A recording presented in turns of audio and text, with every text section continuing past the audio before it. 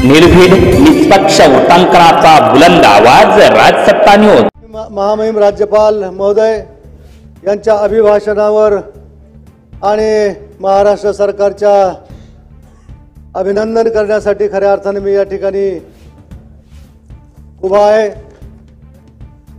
विधानसभा सभागृहातील खऱ्या अर्थाने हे माझे पहिलेच भाषण आहे। काल औचित्याच्या मुद्द्यावर थोडंसं बोललो, परंतु आज माननीय राज्यपालांच्या अभिभाषणावर बोलण्याची संधी या ठिकाणी मिळाली आहे आणि त्यामुळे माझ्या मनामध्ये एक वेगळं समाधान आहे। आजचे भाषण करण्याची संधी ज्यांच्यामुळे मिळाली ते माझ्या पारनेर मतदारसंघातील पारनेर नगर मतदारसंघातील मतदार व जनतेचे मी सर्वप्रथम या ठिकाणी आभार मानतो। त्याचबरोबर माझे नेते माननीय श्री अजित दादा पवार आणि महायुतीचे नेते सर्व नरेंद्रजी मोदी साहेब, देवेंद्रजी फडणवीस साहेब, एकनाथजी शिंदे साहेब आणि अहिल्यानगर जिल्ह्याचे पालकमंत्री नामदार राधाकृष्ण विखे साहेब यांचे देखील मी या ठिकाणी आभार मानतो।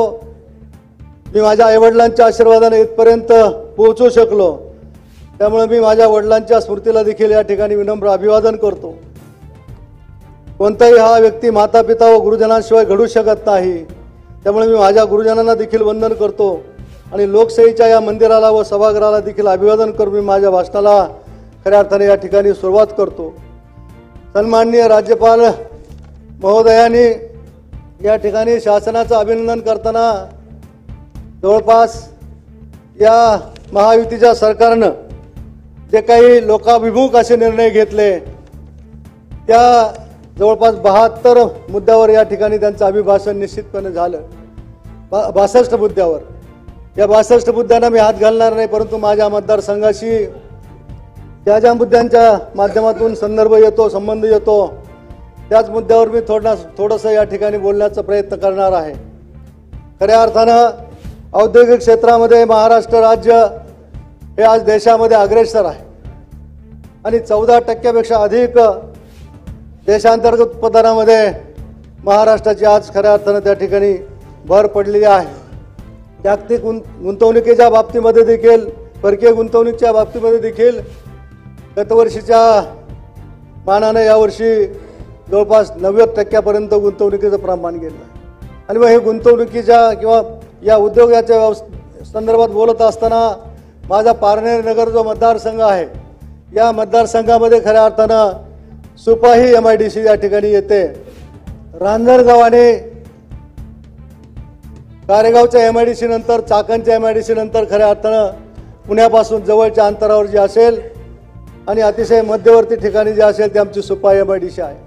आणि मग सुपाही MIDC मध्ये अतिशय मोठ्या प्रमाणावर आंतरराष्ट्रीय उद्योग त्या ठिकाणी खऱ्या अर्थानं आलेले आहेत, परंतु गेल्या काही वर्षामध्ये या MIDC मध्ये स्थानिकांना रोजगार दिला जात नाही। परप्रांतीयांची त्या ठिकाणी मोठ्या प्रमाणावर त्या ठिकाणी आलेले आहेत आणि त्यांनाच खऱ्या अर्थानं रोजगार दिला जातो आहे। एक वेगळ्या प्रकारचं दहशतीचं वातावरण त्या कंपन्यांच्या भोवती त्या ठिकाणी केले जात आहे आणि त्याचा दुष्परिणाम उद्या भविष्यामध्ये त्या ठिकाणी अतिशय चांगल्या कंपन्या जर येणार असतील तर त्या विचार केल्याशिवाय राहणार नाही आणि म्हणून ते सगळं हे जे वातावरण आहे हे सुधारलं पाहिजे।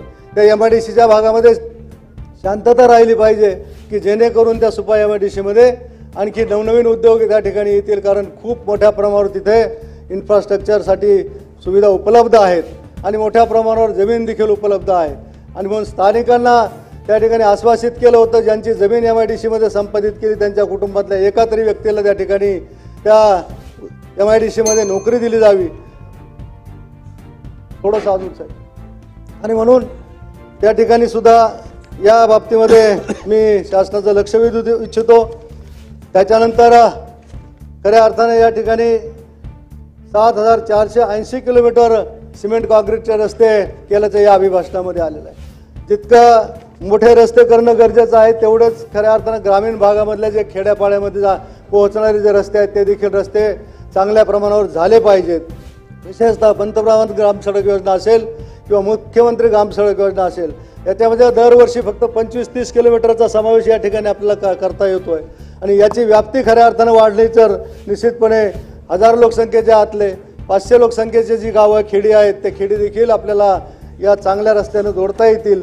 याच्यासाठी माझ्या मतदारसंघामध्ये असं भौगोलिक परिस्थिती असल्यामुळे निश्चितपणे त्या ठिकाणी देखील फार मोठा स्कोप त्या कामासाठी आहे आणि म्हणून त्याच्यात देखील सहकार्य होण्याची गरज आहे।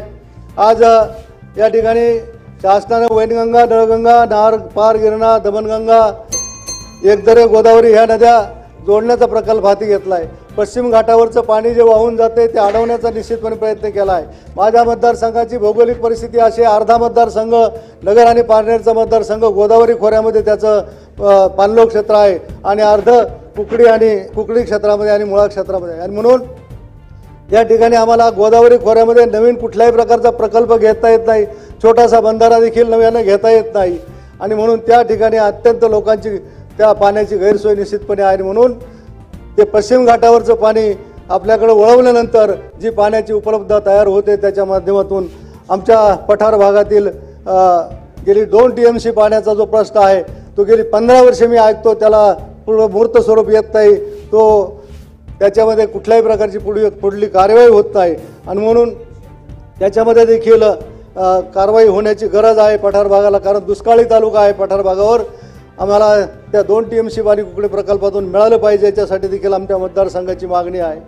जलयुक्त शिवार योजना खरं म्हणजे फडणवीस साहेबांच्या काळामध्ये चालू झाली, त्या योजनेची खऱ्या अर्थानं साहेब फक्त 2 मिनिटं नमिता मुंदडा अध्यक्ष महोदय, त्या ठिकाणी त्या जलयुक्त शिवार योजना देखील भविष्यामध्ये चालू होण्याची गरज आहे। नवीन वीज जोडणीच्या बाबतीमध्ये आज नवीन वीज जोडणी बंद केली, 24 तास लाईट देण्याचं किंवा दिवसा लाईट देण्याचं आपण मान्य केलं, परंतु आमच्या मतदारसंघामध्ये अजूनही दिवसा लाईट त्या ठिकाणी येत नाही। रात्रीचं पाणी भरायला जाताना बिबट्यांचा त्या ठिकाणी धोका आम्हाला निश्चित आमच्या शेतकऱ्यांना आहे आणि म्हणून त्या दिवसा लाईट देण्याच्या मुद्द्यावर देखील त्या ठिकाणी निर्णय व्हावा। अध्यक्ष महोदय, धन्यवाद अध्यक्ष महोदय।